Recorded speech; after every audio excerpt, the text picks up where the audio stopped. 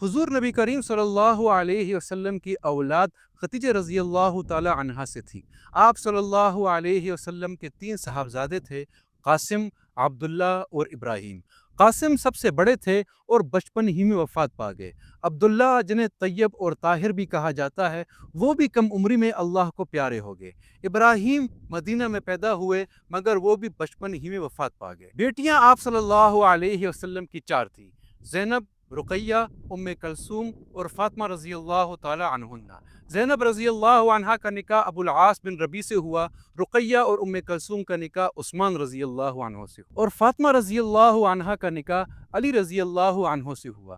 فاطمہ رضی اللہ تعالی عنہا سے حسن اور حسین رضی اللہ عنہما کی پیدائش ہوئی۔ محمد صلی اللہ علیہ وسلم اپنی بیٹیوں سے خاص محبت اور احترام کا برتاؤ کرتے تھے۔ فاطمہ رضی اللہ عنہا جب آتی تو آپ صلی اللہ علیہ وسلم ان کے لیے کھڑے ہو جاتے، انہیں اپنے پاس بٹھاتے اور محبت کا اظہار کرتے۔